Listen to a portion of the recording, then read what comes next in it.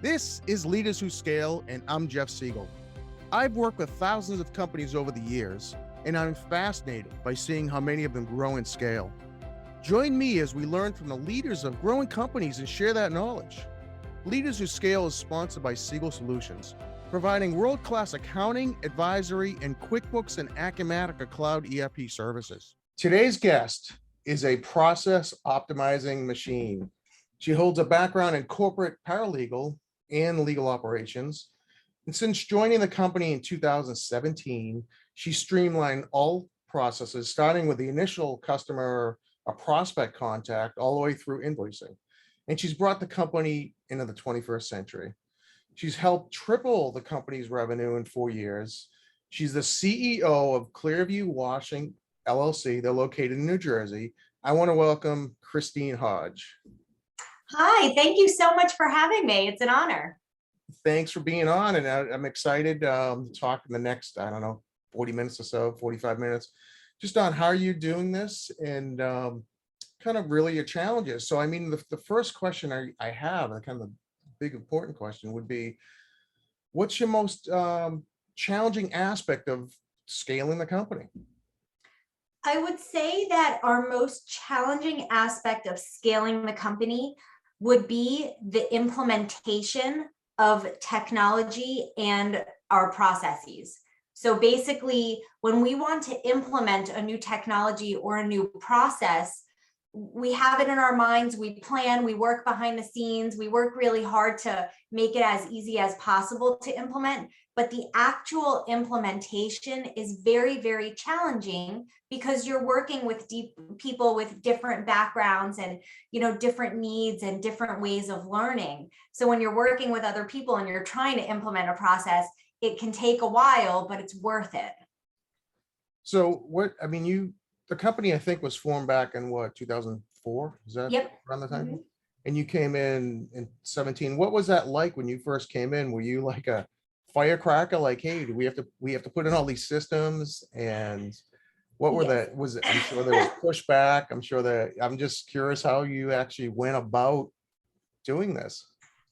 It was very challenging. I think now everyone can laugh at, Christine's the process police, like, oh, we're not following the process and Christine's watching. So now we kind of make joke of it. But back in 2017, it was very challenging because my background in the legal world was to identify gaps in technology and communication throughout our company. And I had created databases and ways of kind of taking us in the legal world electronically to keep up with the times. So when I came into Clearview, I kind of just thought I could do the same thing very easily because I assumed it was a need, but they didn't identify it as a need right off the bat. So the implementation was very challenging. However, with consistency and continuous training and pushing and training and pushing and constructive criticism and, again, consistency, we made it happen, but it doesn't happen in a week or 2 weeks or 3 weeks. It took almost a year for everyone to be comfortable moving from paper into, technology and systems online. Yeah. What was it like even before you started? I mean, we talk about paper. Was it really truly just paper flowing everywhere and proposals and invoicing? Yes. Even I'm just curious what that even looked like. You must have said, wow, we've got to change things when you got involved right away. So the two founders of the company are my husband and my father-in-law. And my father-in-law is now the VP of sales. My husband is the president. My mother-in-law is the head of the office, and my brother-in-law is the field operations manager.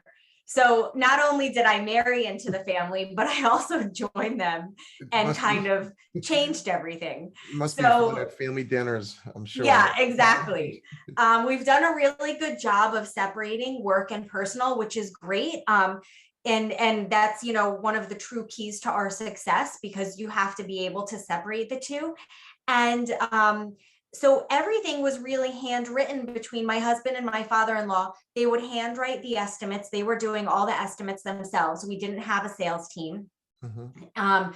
The office would handwrite the appointments and then put them into I don't, it might have been like Gmail calendars or something. There was no, everyone was using the same email address. So no one knew who the emails were going to. Now everyone has their same, has separate email addresses. So I saved all of the notebooks with like what invoices were paid. Invoices were handwritten too. There was no tracking method. I mean, if an invoice didn't go paid and somehow fell or was accidentally thrown out, we would have never known. Now we have like a CRM that's synced automatically every day to QuickBooks. We have a QuickBooks consultant who manages our bookkeeping. So it's come a long way. And I don't fault anyone at the company for not going electronic, but when you're building a company, it is easier to bring on a third party, and I consider that third party myself, to handle this because you just can't do everything. And there's another, I think, key to success is identifying your strengths and weaknesses, and then bringing on people who can fill those gaps for you to create a real rock star solid team. My strength is not sales. So the fact that my father-in-law excels at building relationships in sales is tremendous for the company. My strengths are not marketing. My husband is a marketing genius. I mean, the creativity that comes through every single day from a marketing perspective is incredible. And my strength is process management and operations on the back end. So we've created this trifecta of like just power, where we all every day come in and handle our, we stay in our own lanes and we handle our own, tasks on that end. And it's really been great. But I do think it's very important for growth to divide and conquer and really identify where your gaps are, and it doesn't have to be family. You don't have to hire family, but just bring people on that can fill those gaps for you. So I've heard from other companies that sometimes you could bring people on too soon. Obviously, you could bring them on too late. Do you think that with your process experience, that if you came on too earlier, it may not have been as good? Like, do they need to get to that point with their growth? Because sometimes, I guess, process sometimes could stifle an early stage company because there's too much of it. And then I also could stifle it later on if there's too much of it. So I'm curious whether you feel like you came on at the right time, you feel like you came on a little late, you could have come in earlier. Like, what's your beliefs on that whole process? I truly believe that everything happens when it's meant to happen and how it's supposed to happen. I think I came on at the right time. It's also a different time now. So in 2004, I don't believe that, especially in the home service industry, I don't believe that there were all these databases and online resources. I think that it was like an unknown industry. And now technology has come a long way with the internet and syncs and different companies and technologies being able to sync together and things of that nature. So it's a different time. So I would say I came on at the perfect time for Clearview, because they couldn't grow anymore without now taking the next step. So I think you have to maximize your capabilities before bringing someone on and say, okay, now we're ready to take on somebody new. Now we can afford to take on somebody new. Now we can invest our time into taking on someone new because we've passed off some responsibilities to another employee. Another thing is, if someone were starting a company at this time, my recommendation would be to start everything that you do, start it electronically and document your processes from the very beginning. If I were starting my own company at this point with the resources that you have, and there are a lot of cost-effective resources and free resources on the internet, I would utilize them and start right from the beginning, documenting your processes. That way, you don't have to start from scratch 10 or 15 years down the line, Do you, with your team, you mentioned your husband's kind of the marketing person, your father-in-law's sales, your process, do you find, is there any, and it's probably even worse with family, or it could be conflict at times? Because as a process-driven person, I would think that you want the I's dotted, the T's crossed. The salesperson may be like, hey, I just want to go out and get these sales. Mhm. I'm just curious, can there be conflict at times, or is there, and how do you get through that? Absolutely. Yeah. There is, so I will say at this time, there is no more conflict, but Mhm. it takes a few years to, as as two people, my husband and father-in-law who founded the company, this is their baby.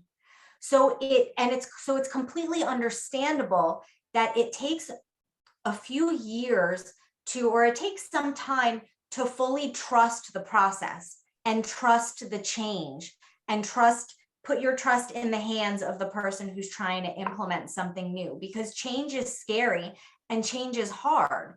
So you have to trust in the process. You have to make sure you brought on the right person. I was very confident that I was the right person to implement these processes. So I just had to convince them, at family dinners, like, trust the process. And again, it's something we laugh at now, but we'll even say this: if we're implementing something new, a new bonus structure or a new technology, we have weekly meetings with different divisions within our company, weekly sales meetings, weekly office meetings, and weekly field operations meetings. So sales is, the weekly meeting with my father-in-law and his team, office is with my mother-in-law and her team, and then field ops is with my brother-in-law and his team. And I say all the time, I literally probably say this weekly, our process implementation is meant to make your life easier.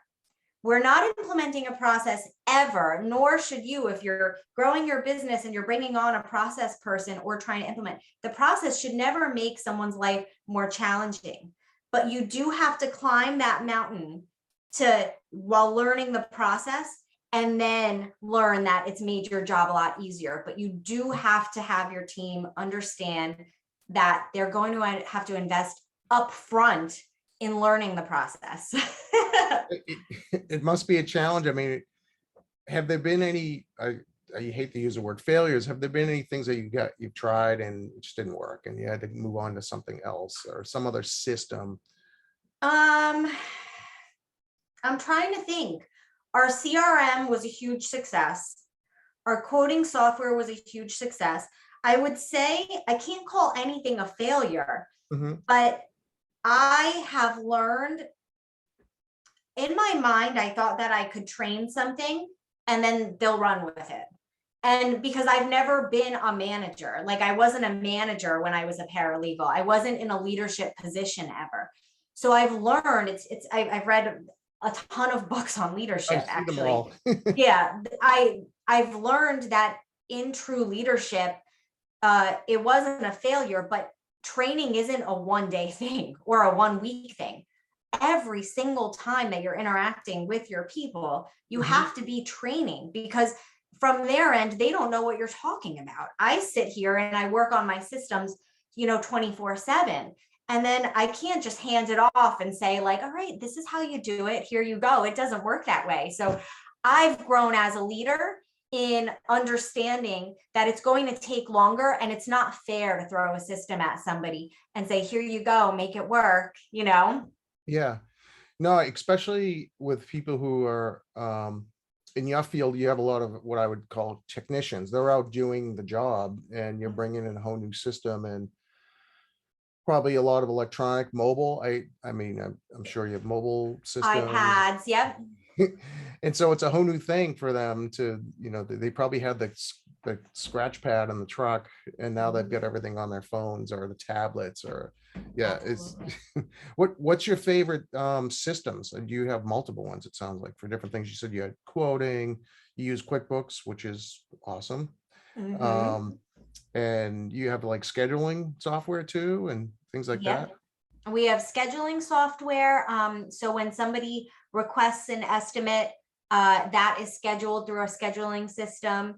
We have Mhm. automated follow-ups with our customers when a job closes. We have automated a review system. So, I think a day after we finish a job, the customer starts getting communications about leaving us a review, or if they had any issues, to contact us directly. So that's been tremendous for our Google reviews. We have everything automated. I would have to say my favorite is QuickBooks. And it's simply because there is so much power in knowing your numbers. When I first joined, probably from 2017 through 2019, I didn't even understand the numbers. I mean, that I didn't understand. I just had no experience in it. So to be able to create financial strategies and and budgets, and then actually see it in QuickBooks and stay on target and understand what a profit and loss is and understand what a balance sheet is. I think these are things that should, it should be an option for a high school student, like to know that, just to understand how numbers work and how taxes work and why things are calculated a certain way. I think there's a huge strength in that in life. It makes you balance your own personal checkbook differently, in my opinion. So QuickBooks is my favorite tool because I think that it's a huge contribution to the success of the company, is us knowing what our numbers are. Yeah, I mean, I'm glad you made that point, and this was not pre-rehearsed or anything, being a QuickBooks consultant. Oh, that's right. I completely forgot. You use the online version or the desktop version? I use the online version. We initially started with the desktop version. I didn't find it user-friendly, but I love the online version. I mean, it's interesting, QuickBooks. I mean, I have a whole company around QuickBooks, but I've done a couple of business. I've gone to a couple of organizations. One of them was the Goldman Sachs 10K SB program. They bring in all business owners, and I work with so many business owners. A lot of them, they know their craft extremely well. I mean, they're professionals in their craft, but the financials is like very low on the totem pole as far as their knowledge and just understanding the margins, like how to read financials. Absolutely. It should be a mandatory course. Oh, you want to start a business, you have to do this. You have to, whether it's QuickBooks or any other product, understand your numbers and your balance sheet. I have to, my own plug on the balance sheet. Very few business owners even look at the balance sheet. They're looking at the profit and loss statement, the income statement. But if the balance sheet's wrong, the income statement's wrong. If it's in the wrong place, the numbers are wrong. So, but I'm glad you like it. Oh my gosh, so many things integrate. Yeah, so many things integrate to QuickBooks too, which is nice. Yeah. The automation, even I remember our QuickBooks coach once saying, I'm going to find you money that you didn't know you lost. Yeah. And we were like, no, I mean, we have CRMs now, so we know that every invoice is paid. And he's like, but you don't know if the check was deposited. You don't know if it actually made it into your bank account. And he was right. There's so much power in knowing your numbers.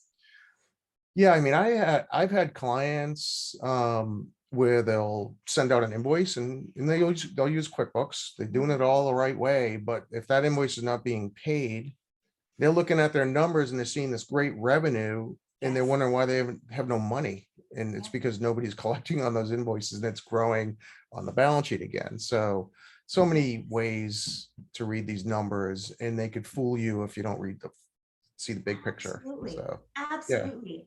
Yeah. And one more keynote is, from analyzing our QuickBooks, we learned how to properly price our services. So like there were some areas that we were losing money if we completed a certain service. And we learned that we have to raise the price, and we're going to lose some customers because of that, but we're now going to attract the right customers, the customers we need to continue to grow. That was huge and eye-opening, like to see that you're really like sending the crew out to do a service and you weren't making any money. It was just a break even. Yeah, never known. That's a key point. If the P&L is not in the right place, things out in the right place, and you see sales and you see cost of sales and you see a big margin, well, down below the line, underneath cost of sales, you can have labor and all these other costs that are part of delivering a service. Your margin is not really 50%. It could be minus. It could be 10%. And then you're like, whoa, this is really telling. Yeah. Right. I could talk to you about this forever. This is so Yeah, right. fun. No, that's a whole different podcast. Well, we should You start. are the right person to talk to. We in that person you're working with who said I could find you money. I mean, that's exactly where, all those pieces where you're looking at are things in the right bucket or right place. Things sitting on the balance sheet that should be on the P&L and vice versa. You know, things. So Absolutely. it's so many things. So I could talk about QuickBooks all day, but I won't talk about QuickBooks. So talk to me about, you mentioned earlier you have meetings. Was that always the case in the company since you started, or was that something you actually implemented? Like, hey, we need to talk about these, do these weekly meetings to kind of strategize, really kind of, what is that something you put in place at all? Or Yes. So that is something that I started. I think it's another thing that I bought from the corporate world. I think it is very, very hard for a small business, especially a home service company, to be able to implement all of these certain guidelines. And I am not personally a fan of the corporate world. I wasn't interested in corporate politics. I wasn't interested, sometimes very large companies, it's very hard to really care about the employee. I'm not saying all companies are like this, but I like small. I even felt this way with colleges and universities. Like, I like small. I like a more personable experience. So I like working with a small business. That being said, there were some key aspects that I feel were important from a corporate culture. And I think one of them was meetings, because you have to create a communication between different parts of your company. Otherwise, everyone's just texting each other all the time, and text messages get lost, and no one knows who said what, and no one knows why something happened. So I implemented meetings, but this was another thing that took a very long time for everyone to understand, because at first, you're very busy, especially in the spring. No one wanted to sit down for a 1-hour meeting because they had very important things to do in the field, in sales, and in the office. And I had to fight really, really hard to say, this meeting is very, very critical for our communication. And it worked, because here we are now, 4 years, 5 years into meetings, and everyone looks forward to them. Everyone keeps their own agendas, and they save things for talking. Again, implementation of a new process should be to make your life easier. So now the fact that you have something that needs to be discussed with someone, but you're going to have a Tuesday morning meeting with them, you write it down. You don't have to text, you don't have to call, you don't have to play phone tag. You know who the right person is that you have to escalate an issue to. So now everyone looks forward to the meetings, but it took some time. But I 100% think that there should be team meetings within your organization. Yeah, I mean, a lot of people, if they're done right, a lot of companies will have meetings just to have meetings, or things don't get done, they drag on. But having that process you probably have, where it's like, hey, the meeting starts at 9, we're going to end at whatever, 10.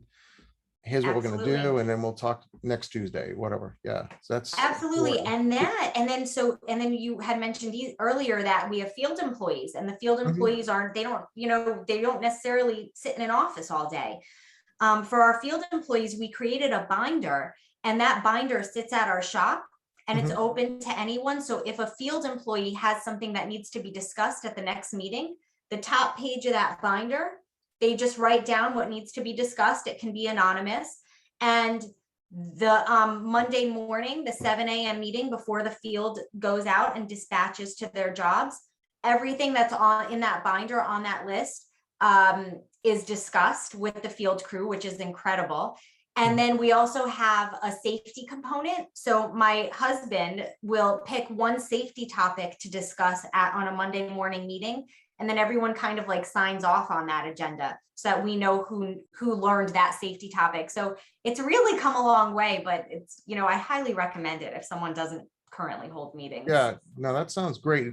It's because of the field, the people out in the field. How is it difficult to create or follow some kind of like a company culture? I mean, do you feel that I'm curious how you actually do that, because they're out in the field probably all the time, with the exception of the mornings, right before they go out. Yes, so they're in the field all the time, and we are actually known locally for having an incredible company culture. We are always sure. So we have like group chats on our phones, something as simple as like Merry Christmas to the entire crew and getting everybody communicating with each other. If we have a really rough week, everyone went into overtime, a Friday afternoon text message, thank you guys so much. Pizza on us next week. When we are at a commercial job, our field ops would, bring lunch to the guys if they're working their butts off. We have monthly employee of the month where we give them a $100 bill as a bonus. And then we have one of those huge oversized checks that say like their name, and then they like pose with a picture. We have weekly bonuses. We have Clearview Day every August where we take the day off. We don't schedule any jobs. Last week we went on a boat and we took the entire company and we did just a day on the boat on the water, and we cater lunch. The year before we did it at a swim club. Everyone went swimming for the day. Our company Christmas parties. We have, we raffled off a $600 TV, and we like do all these fun things because your company, there are different ways to structure a company. We are structuring our company for growth. In order to grow, you have to invest. We're over investing, like on our P&L, we are over investing financially in our employees because they are currently the ones growing our business. We have an incredible multi-step hiring process that I developed. If a prospective employee can't make it through that multi-step with the communication, they're not getting hired. So everyone that's on our team has proven their ability to be with a company like ours. So they're building our reputation. Our customers are leaving us reviews because of them. So I think, so going back to your original question is, you have to build an employee culture if you want to grow your company, because they're representing you. And if they don't want to be there, your customers are going to see that they don't want to be here. So again, it's something else I'm very passionate about, and I can talk about employee culture for hours with you, but I do think it's very valuable. Well, I've talked to other owners that, they'll have people that come in and they just don't feel that they're invested in the job, or it's just a job. It's not a career, especially with maybe a younger generation where it seems like they're passing through because maybe the hourly rate isn't as high as they would like. And so is turnover an issue? How do is it the interview process where you really figure out, is this person going to be long-term for us? Is this a person we want to work with? Absolutely. Yep. So the turnover rate was very high when I joined the company. I didn't have a background in the home service industry, and I didn't understand why. And as I got to know the employees, the way the company works and where we want to go, also the type of customers that we're servicing, we would like to be the luxury exterior cleaning company in New Jersey. So that being said, we would essentially at that time hire anyone who could like walk. Like it was just like, if you can walk and you can drive, you're in. Yeah. And then they wouldn't show up to the second day on the job, or there was sleeping in, or there was, hire them for 2 weeks and then they found another job. So through that, that's where I said, I think that we need to develop a multi-step hiring process that leaves the ball in the prospective employee's court at all times. So during our interview process, the ball is always in your court. If you want this job, you're going to have to pass that ball. You're going to have to do things right. You're going to have to call when you say you're going to call, email when you say you're going to email, hand over documents when you say you're going to hand them over. So much has to happen before that person steps foot onto your property. They have to talk to me before they even come in for a face-to-face interview. So we have a phone interview and then a face-to-face. We need references. We received a reference once. I thought the guy was great. My husband thought he was great. And then they left references, and then we called the references and learned about drug use on the job. but this reference was handed to us by this prospective employee. We didn't have to dig for it. Right. So you have to understand that if you have a solid process in place, you are going to learn about this person for the most part. I'm sure a few will slip through that, but you're going to learn about them. We have such a rock star, such a solid team right now. No turnover. We're a seasonal business. We don't work in the winter. They all came back to us in March. Every single one came back to us in March. Wow. So that just proves how strong, but it has to take place before you even hire that person. How many, we didn't talk about how many people you have. How many do you have? We have about 25 employees total. 25 or 27. I want to say 25 employees total. And we're currently looking to hire 4 more field employees. We're fully maxed out right now.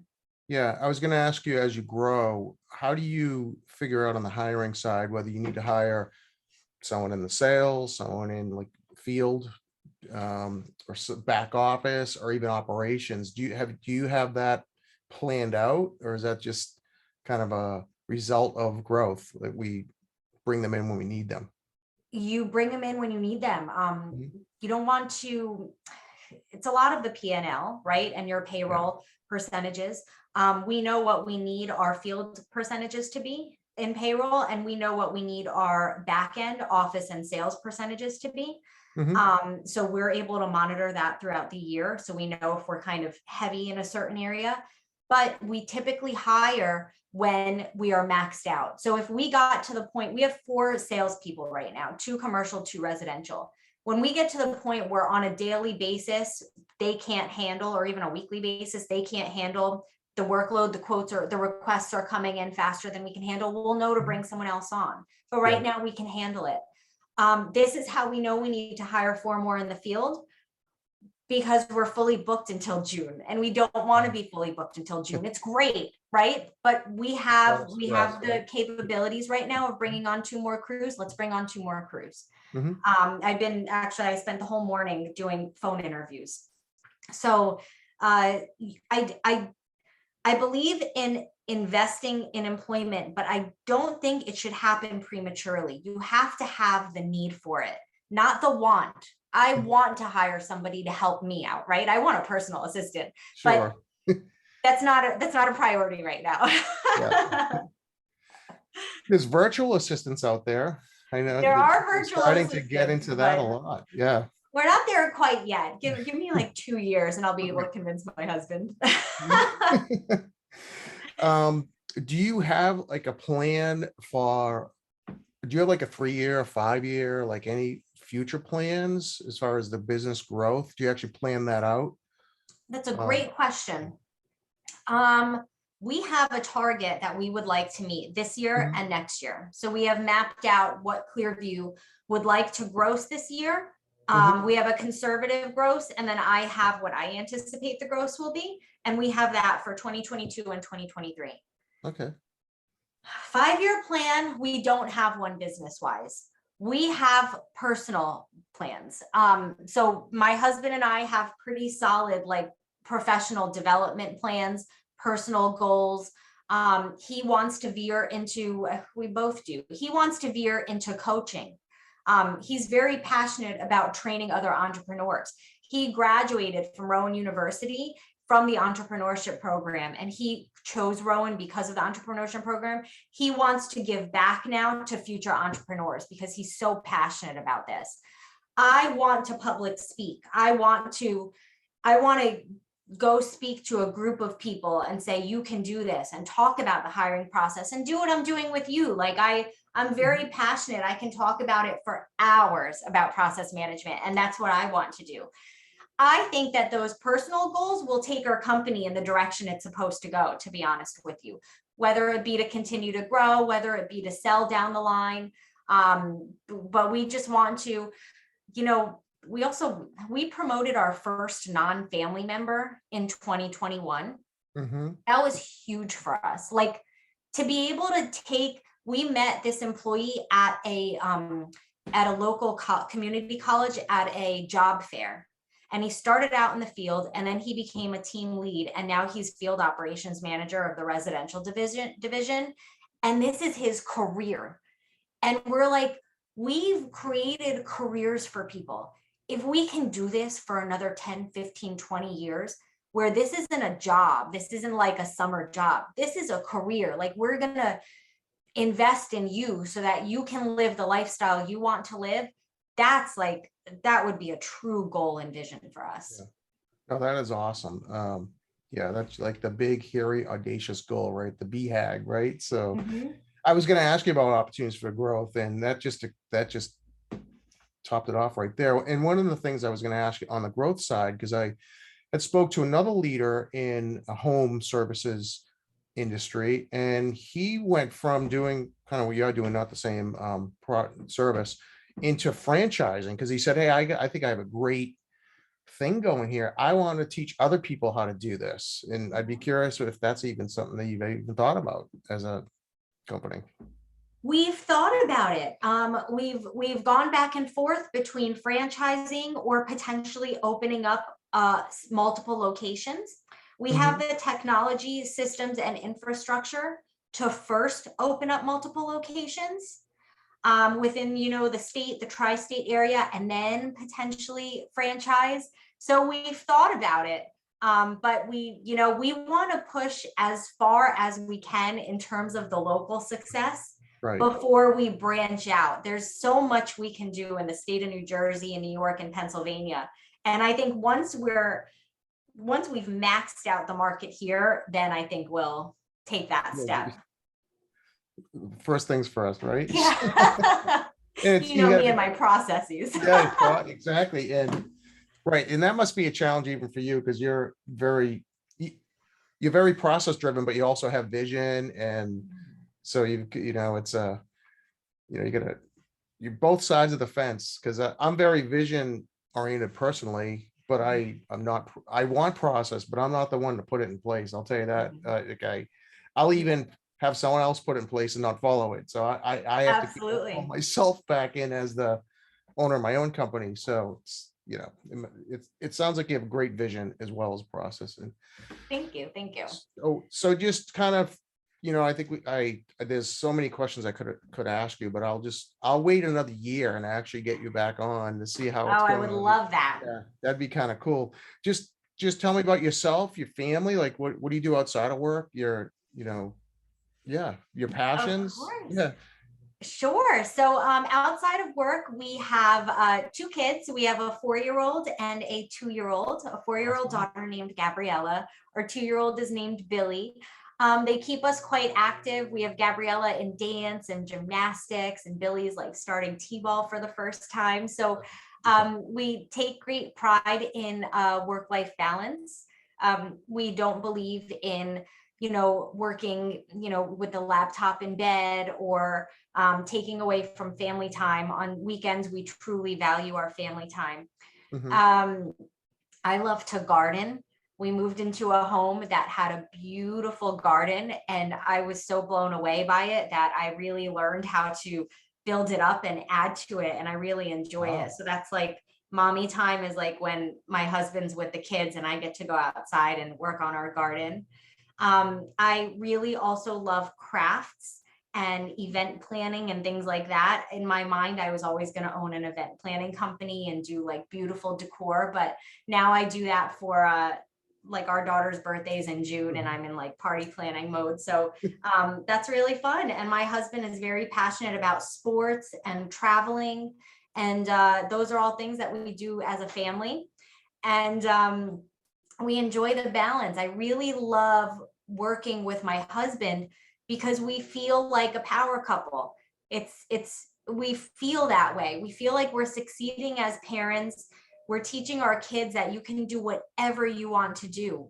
Like, just own it. You know what I mean? Take whatever path you want to do, dance, you want to do this, just do whatever you want to do, but make sure you're passionate about it and you own it, because we're really passionate about what we do. It sounds like you've got a great balance between working in the business and on the business, where you're truly working on the business and you get the work-life balance going. I mean, now with your young kids. I have three. They're a little older now, but God, I miss those days. I pushed.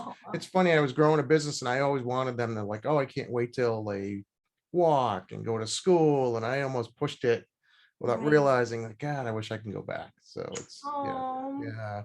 I know. Time goes so fast. It does. Pretty soon, your son or daughter will be cleaning windows. Yeah, Yeah. They have little Clearview squeegees, so I'm sure they they're do. already making them follow in our footsteps. Yeah. I know it'll be a whole family. Yes, so the whole family will be in it. You get your in-laws, your brother-in-law, you, your husband, and the kids. So it'll Yep, truly yep. be a good environment for We everyone. always say whatever they want to do. We would love if they took over Clearview, but if they didn't, as long as they love it, it's so important to really care about what you're doing, because Mhm. then, what are you doing it for? Life is too short to not enjoy what you're doing and feel like that passion, like the fire in it. Yeah, no, and it's wonderful to see. Just my son's a musician, Oh, and when he I love comes that. over and listens to records and tries to explain to me about meets and measures and beats and oh, they Oh, just did this and that, like he blows me away. But just see the passion and hear yes. it is just incredible. So That's amazing. That is yeah, amazing. yeah. All right, so where can people connect? They want to hear more about Clearview or just kind of your journey, which is, as a like I said, I'd love to talk to you in a year because it's just continuing, which is awesome. Absolutely. We are on all social media. So you can follow Clearview Washing LLC on Facebook. We're based out of Freehold, New Jersey. Hmm. You can find us on Instagram at Clearview Washing. You can find us on LinkedIn at Clearview Washing LLC as well, the Freehold, New Jersey one. I'm on LinkedIn. Please connect with me, Christine Hodge. I love talking shop. And also on YouTube, we share some really cool videos on YouTube of our cleaning processes. That's all. I was at your website. I didn't realize there's drone cleaning. And when Yeah. I first saw the service, I'm like, they clean drones, like where they clean the lens. That's what I thought initially, and then I looked and saw, oh, they use drones to clean. So Absolutely. Absolutely. crazy Trying they to stay ahead in technology. yeah, that's awesome. Pretty soon there'll be robotic cleaners, right? Absolutely. Well, I definitely I want to thank you, Christine, for being on this. It's great, and I look forward to talking to you in the future and kind of following you guys because we're all learning from each other. I'm an entrepreneur and a business owner. You are. It's just seeing how everybody kind of grows their business. It's exciting, and I want to thank Absolutely. people who are listening. If you like it, please click like, share it, and you know um, if you like it, tell all your friends. I want everybody to listen to this because I think it's great and we're all learning a lot. So, thanks everyone and see you next time. And this has been another great episode of Leaders Who Scale. And that wraps up another episode. Thank you for joining. For show notes and other episodes, visit us at leaderswhoscale.com.